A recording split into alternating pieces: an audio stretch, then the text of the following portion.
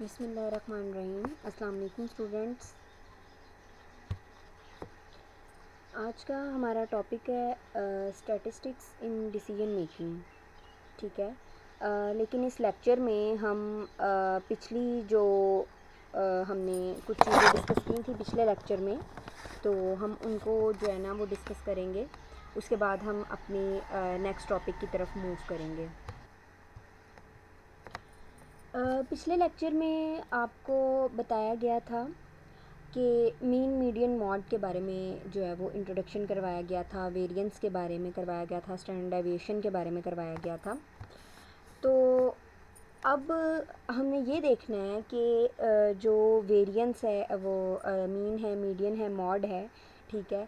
इनकी दो तरह का जो है वो डाटा है। तो एक है हमारे पास अनग्रुप डाटा। ठीक है। दूसरा है हमारे पास ग्रुप डाटा। ठीक है, जिस पे हमारा mean, variance, mod and median सारा कुछ ये अप्लाई होता है। ठीक है। दो तरह के डाटा पे, एक है अनग्रुप और एक है ग्रुप डाटा।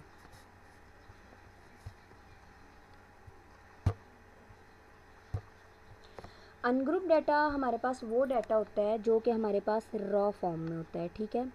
जैसे कि अगर हम किसी बैट्समैन के स्कोर की बात करें कि लास्ट मैचेस में उसके स्कोर्स किस तरह से थे, जैसे उसके स्कोर्स थे 45, 34, 277 एंड 80। ठीक है। तो ये रॉ फॉर्म में डाटा है, हमें कोई इसकी कैटेगरीज नहीं बना के दी, कोई ग्रुप नहीं बना के दिया, कोई किसी तरह क्लासीफाइड नहीं किया। ठीक है। ये रॉ फॉर्म में डाटा है। ठीक है। तो इस डाटा को हम क्या कहेंगे कि ये डाटा क्या है, अनग्रुप डाटा है हमारा। नेक्स्ट है हमारे पास ग्रुप डाटा। ग्रुप डाटा क्या है? ग्रुप डाटा ऐसा डाटा होता है जो कि हमारे पास रॉ फॉर्म में नहीं होता, बल्कि एक ऑर्गेनाइज्ड फॉर्म में होता है। ठीक है। ग्रुप की फॉर्म में होता है, कैटेगरीज उसकी बनी हुई होती हैं। टेबल की फॉर्म में जो डाटा हमारे पास होता है, ठीक है, वो हमारे पास क्या होता है, ग्रुप डाटा।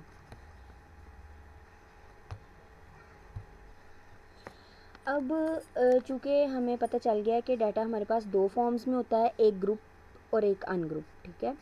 तो सबसे पहले हम अपना मीन देखेंगे अनग्रुप के थ्रू। ठीक है। अब जैसा कि आप देख रहे हैं, the marks obtained by 9 students are given below. इसमें हमारे पास मार्क्स आ जाते हैं 45, 32, 37, 46, 39, 36, 41, 48, 36। ठीक है। वो कह रहे हैं इसका मीन फाइंड करें। ठीक है। तो अब हमें पता है कि मीन का फार्मूला क्या है, x bar is equal to summation x divided by n. ठीक है। समीशन एक्स का मतलब ये है कि जितनी भी हमारे पास ऑब्जर्वेशन है ना, इसको हम एक्स कह रहे हैं, और समीशन एक्स का मतलब ये है कि इनका सबका सम। ठीक है। तो इन सब का सम करके इनकी जितने भी नंबर्स हैं, यानी एन क्या है हमारे पास 9 है, इन सब को सम करके जब हम 9 पे डिवाइड कर देंगे तो हमारे पास आंसर आ जाएगा 40 मार्क्स। तो ये हमारे पास मीन हमने फाइंड किया है अनग्रुप डाटा का।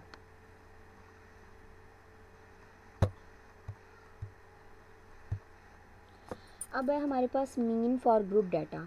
ठीक है। इसमें हमने मीन फाइंड करना है ग्रुप डाटा का।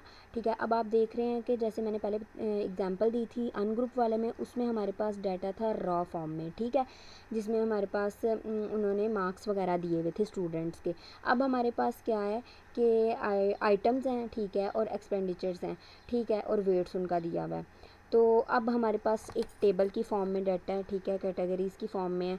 तो इसमें हमने क्या करना है, उसमें हमारे पास फार्मूला था x bar is equal to sum of x divided by n. ठीक है। इसमें हमारे पास क्या फार्मूला है ग्रुप के लिए, sum of x I W I divided by sum of W I. ठीक है। अब इसमें हमने क्या करना है कि एक्स भी है हमारे पास, डब्ल्यू भी है। फार्मूले में क्या है, एक्स आई डब्ल्यू आई। ठीक है। तो इसलिए हम एक्स आई और डब्ल्यू आई को क्या कर देंगे, मल्टीप्लाई। इनको मल्टीप्लाई करके हम एक नया टेबल बना लेंगे, जो आप देख रहे हैं। ठीक है। तो फोर्थ कॉलम में, ठीक है, एक्स आई डब्ल्यू आई का एक कॉलम बना हुआ है। ये हमने किस तरह से बनाया है, एक्स आई और डब्ल्यू आई को मल्टीप्लाई करके। ठीक है। अब sum of x I W i जो है, इसका ये जो हमारे पास है, इन सारी वैल्यूज़ को इस कॉलम की जो एक्स आई डब्ल्यू आई के, इनको ऐड कर लेना है। ठीक है। तो हमारे पास ये बन जाएगा, ठीक हो गया। उसके बाद ये नीचे भी लिखा हुआ है इन सब का सम, और उसके बाद इसको डिवाइड किस पे करना है, सम ऑफ डब्ल्यू आई, यानी जो डब्ल्यू आई का सम हमने 12.5 निकाला हुआ है, इस पे डिवाइड कर देना है। ठीक है। तो हमारे पास मीन आ जाएगा 203.4।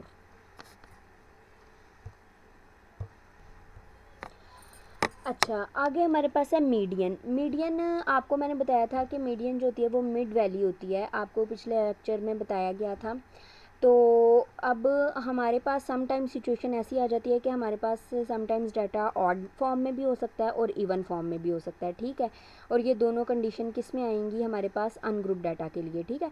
तो अनग्रुप डाटा में सबसे पहले मीडियन फॉर इवन देख लेते हैं कि हमारे पास अगर हमारे पास डाटा हमारा इवन है तो फिर हम क्या करेंगे। अब आप ये देख रहे हैं 12, 14, 10, 22, 18 और 20, ठीक है। अब ये कितना है, कितने एन हमारे पास कितना है, 6, ठीक है। 6 हमारे पास क्या है, इवन, ठीक है। अब हमने क्या करना है, सबसे पहले इसे अरेंज कर दिया है, ठीक है। अरेंज फॉर्म में लिख के अब हमारे पास फार्मूला है n डिवाइडेड बाई 2। n हमारे पास क्या है, 6, ठीक है, यानी 6 डिवाइडेड बाई 2, ठीक है। इसकी जब हमने कटिंग की तो क्या आ गया, 3, ठीक है। इसका मतलब ये है कि जो हमारे पास वैल्यू थर्ड नंबर पे है, यानी 10, 12 और 14 जो है ना हमारा, वो हमने मीडियन रख लिया, ठीक है। अब हमने क्या करना है, अब हमने ये करना है कि नेक्स्ट हमारे पास इसके लिए हम फार्मूला यूज़ करेंगे n divided by 2 plus 1। n हमारे पास 6 है और 2 हमने लिख लिया प्लस 1, ठीक है। इसके बाद जब हम इसकी कटिंग करेंगे क्या बन जाएगा, 3 प्लस 1 इज़ इक्वल टू 4। अब हमने जब काउंट करना है तो हमारे पास 4 नंबर पे क्या है, 18, ठीक है। अब हमने क्या करना है कि 14 प्लस 18, यानी पहले हमारे पास जब हमने n+2 से किया था तो क्या 14 निकला था, और जब हमने n+2 plus n divided by 2 plus n से किया तो हमारे पास जो है वो क्या निकला, 18। अब जो 14 और 18 जो आया इनको ऐड करके 2 पे जब हम डिवाइड कर देंगे तो वो हमारे पास 16 आ जाएगा, यानी हमारा जो मीडियन होगा वो क्या होगा, 16। ये फार्मूला जो है वो इवन के लिए है, ठीक है। सबसे पहले हमने n/2 वाला फार्मूला यूज़ करना है, ठीक है। उसके बाद n/2 प्लस 1 वाला, इन दोनों से जो भी हमें आंसर मिलेगा, ठीक है, उसका हमने क्या करना है, उन दोनों को ऐड करके और 2 पे डिवाइड कर देना है, और उसको डिवाइड करने के बाद जो आंसर आएगा वो हमारे पास हमारा क्या होगा, मीडियन। ये था इवन के लिए। अब है हमारे पास मीडियन फॉर ऑड, ठीक है। अब हमारे पास अनग्रुप डाटा में मीडियन के लिए दो सिचुएशंस जैसे कि मैंने बताया होती है, एक इवन और एक ऑड, ठीक है। जब हम इवन की हमने बात कर ली कि वो इवन अगर हमारे पास हो तो हमने किस तरह मीडियन फाइंड करना है, यानी कि हमारे पास डाटा अगर इवन आ गया, ठीक है। अच्छा, अब हम मीडियन जब फाइंड करेंगे अनग्रुप डाटा के लिए, तो अगर हमारे पास ऑड सिचुएशन आ गई तो हमने देखना है कि फिर क्या हमने करना है, ठीक है। अब जैसे हमारे पास 3, 8, 9, 4, 12, 34, 21, 7 एंड 1, जब हम इनको काउंट करेंगे तो n हमारे पास क्या आएगा, 9 चूँकि ऑड नंबर है, हम सबसे पहले इसको अरेंज कर लेंगे, ठीक है। उसके बाद हम इसका फार्मूला पुट करेंगे n+1 डिवाइडेड बाई 2, ठीक है। अब हमारे पास n क्या है, 9, ठीक है। इसी तरह जब हम फार्मूले के अकॉर्डिंग पुट करेंगे तो ये हमारे पास क्या बन जाएगा, 10/2, ठीक है। जब इसकी कटिंग करेंगे तो हमारे पास क्या आएगा, 5th, ठीक है। अब हमने देखना है कि हमारे डाटा में 5th नंबर पे कौन सी वैल्यू है, 1 2 3 4 7, 1 3 4 7, और 5th नंबर पे हमारी क्या है, 8। तो 8 जो होगा वो हमारे पास मीडियन होगा। ये हमारे पास था ऑड के लिए। जब हम ऑड के लिए करेंगे तो हम n+1 डिवाइडेड बाई 2 इसके ज़रिए जो है हम अपना मीडियन फाइंड करेंगे। अब हमारे पास मीडियन है ग्रुप डाटा के लिए, ठीक है। हमने एक एग्जांपल लिया है कि find the median for the distribution of examination marks given below, ठीक है। अब हमारे पास ये इन्होंने मार्क्स दिए हुए हैं, ठीक है, जो कि 30 से 39, 40 से 49 और 50 से, ठीक है। उसके बाद नंबर ऑफ़ स्टूडेंट्स जो हैं वो हमारे पास कि ये मतलब कि 30 से 39 मार्क्स जिसके हैं वो 8 स्टूडेंट हैं, ठीक है। 40 से 49 मार्क्स जो हैं वो वाले स्टूडेंट्स 87 है, 50 से 59 वाले 190 है, इसी तरह अप टू सो ऑन, ठीक है। ये हमारे पास एग्जांपल है। अब हमने क्या करना है, जो हमारे पास डाटा दिया हुआ था ना, इसकी हमने सबसे पहले क्या बना लेनी है, क्रॉस बाउंड्रीज, ठीक है। डाटा जैसे हमारे पास था ये 30 से 39, 40 से 49, ठीक है। तो हम क्लास बाउंड्रीज किस तरह बनाएंगे कि हम 30 जो हमारे पास 30 से 39, ठीक है, फिर उसके बाद 40 से 49, यानी इसमें एक डिजिट का गैप आ रहा है, ठीक है, ये कॉन्टीन्यूस नहीं है। हम इसे कॉन्टीन्यूस बनाने के लिए क्या करेंगे कि एक वैल्यू पीछे जाएंगे, यानी 29.5 से 39.5 बना लेंगे, और फिर साथ ही 39.5 से 49.5 से स्टार्ट कर देंगे। यानी अब आप ये देख रहे हैं कि अगर 29.5 से 39.5 पे ये ख़त्म हुआ है तो साथ ही 39.5 से शुरू भी हो गया है, ठीक है। फिर आगे 49.5 से, यानी 10 के गैप से स्टार्ट हो गए, फिर आगे 49.5 से शुरू हो गया। इस तरह हम इसकी क्लास बाउंड्रीज़ बना लेंगे, ठीक है। आगे हमने इसकी फ्रीक्वेंसीज़ बनानी जो हमें दी हुई थी उन्होंने, ठीक है। उसके बाद हमने इसकी कम्युलेटिव फ्रीक्वेंसी बनानी है। कम्युलेटिव फ्रीक्वेंसी किस तरह से हम बनाएंगे, इस तरह से कि जो पहली फ्रीक्वेंसी है ये एज इट इज़ आ जाएगी, ठीक है, और दूसरी फ्रीक्वेंसी यानी ये जो पहली फ्रीक्वेंसी 8 जो है वो एज इट इज़ आ गई है ना कम्युलेटिव फ्रीक्वेंसी में। अब ये 8 जो है वो हमने 87 में जब ऐड करना है तो हमारे पास 95 आ जाएगा। ये 95 हमारी कम्युलेटिव फ्रीक्वेंसी है। फिर हमारी नेक्स्ट वैल्यू क्या है 190, इस 95 को हमने 190 में प्लस कर देना है, ठीक है। फिर उसके बाद 285 आया, इस 285 को हमने 304 में प्लस, इस तरह ये सारी हमारी पिछली फ्रीक्वेंसीज़ में नेक्स्ट फ्रीक्वेंसी ऐड करते जाएंगे तो हमारे पास कम्युलेटिव फ्रीक्वेंसी बनती जाएगी, ठीक है। अब हमारे पास फार्मूला मीडियन का L plus h divided by f into n divided by 2 minus c, यह हमारे पास मीडियन का फार्मूला है। अब हमने क्या करना है, L जो होगा वो हमारे पास सबसे पहले हमने क्या देखनी है, फ्रीक्वेंसी जो हमारे पास फ्रीक्वेंसी टेबल है ये 8, 87, 190, 304, ये सारा हमारे पास, इसको हमने देखना है इसमें से सबसे बड़ी फ्रीक्वेंसी कौन सी है। आप सबको पता चल रहा है कि इसमें से सबसे बड़ी फ्रीक्वेंसी है 304, ठीक है। ये हमने F बना दिया, ये हम फार्मूला के अकॉर्डिंग अब हमने चीज़ें पुट करनी है। F हमारे पास क्या हो गया, फार्मूले में F है ना, तो F हमारे पास हो गया 304, ठीक है। अब हमने इस फ्रीक्वेंसी जो हमने ये फाइंड किया है 304, इसकी ही बिल्कुल इक्वल देखना है कि L हमारे पास क्या बन रहा है, वो बन रहा है 59.5, ये हमारे पास L हो जाएगा, ठीक है।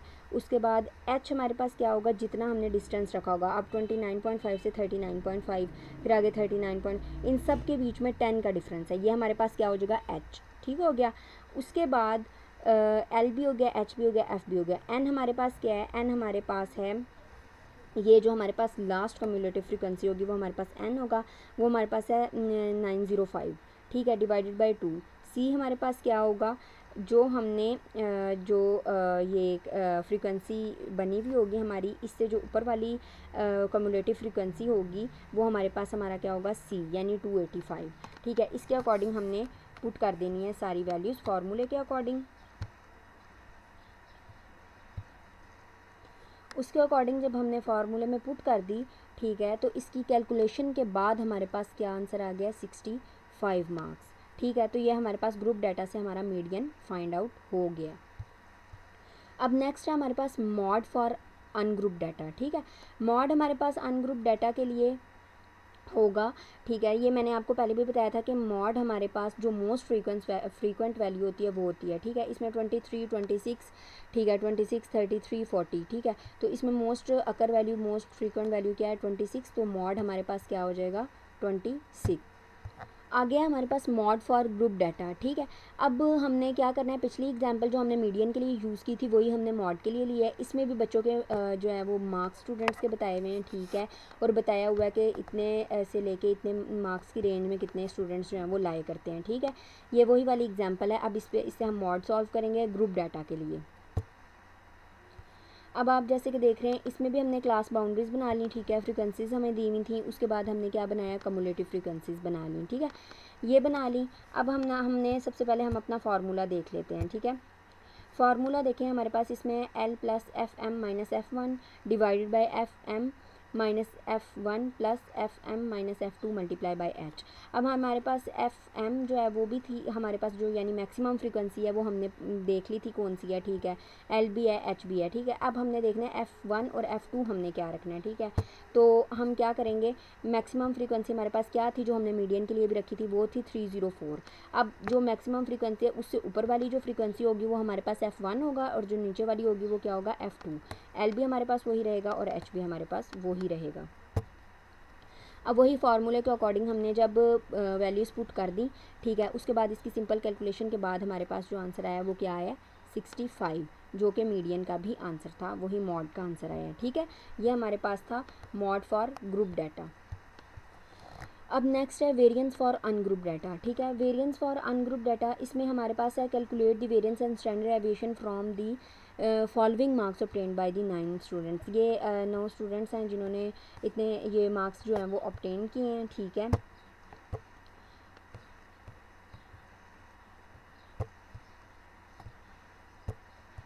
अब जो हमारे पास मार्क्स थे वो थे 45, 32, 37, 46, 39, 36, 41, 48, 46। ठीक है, अब हमने क्या करना है, इसका फार्मूला देखना है। ठीक है, सबसे पहले इसका फार्मूला क्या, वेरिएंस का एस का square is equal to summation x i minus x bar का स्केयर डिवाइडेड बाय एन।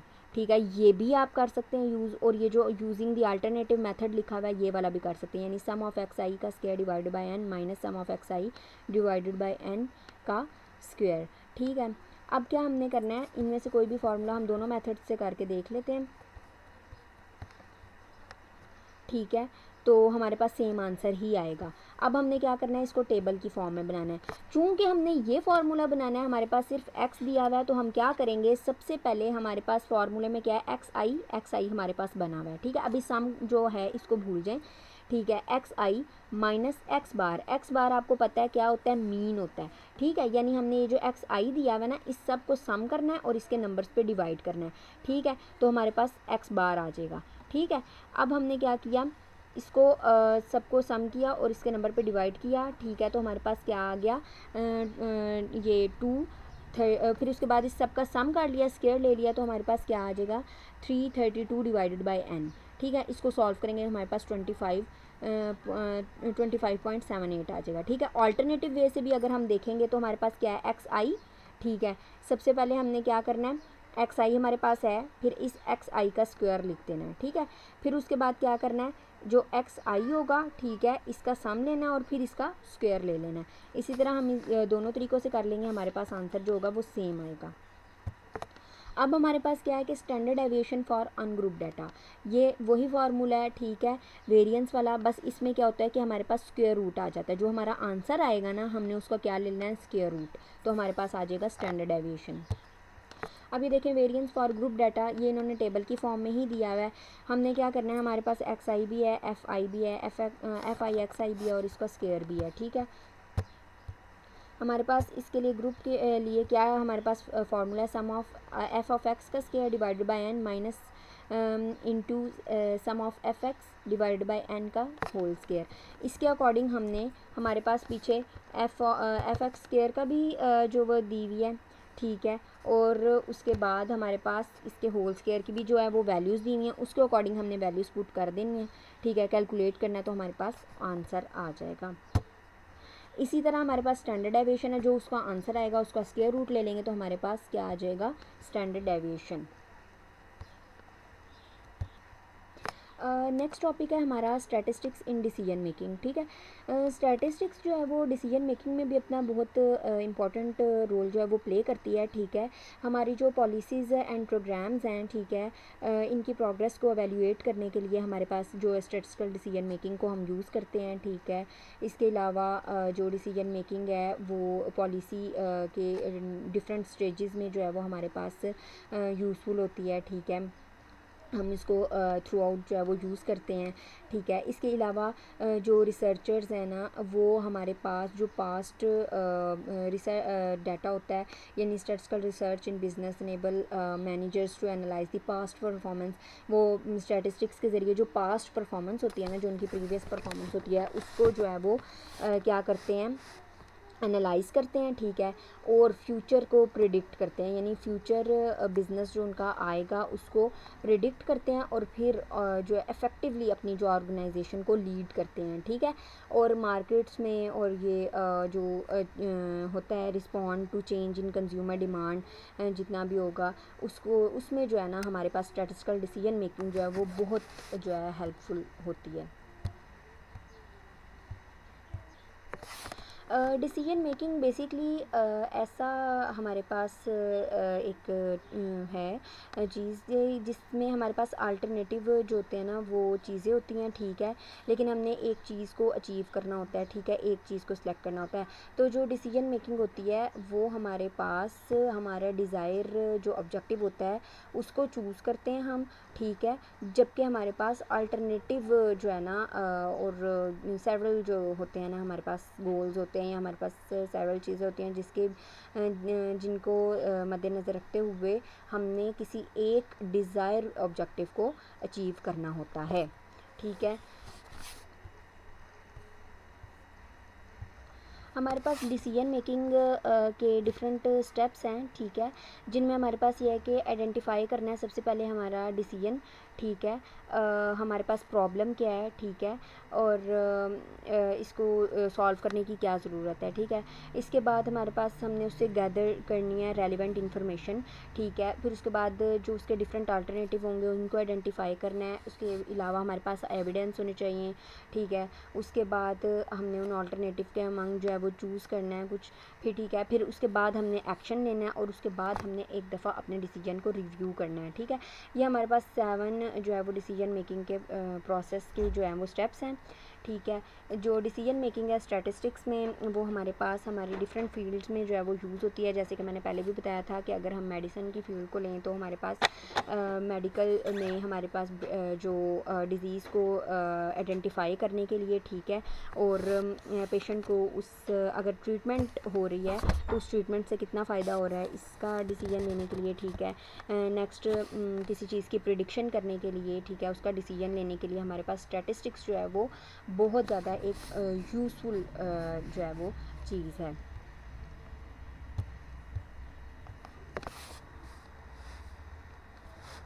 तो यहाँ पे हमारा लेक्चर ख़त्म होता है। So thank you so much class. अल्लाह हाफिज़।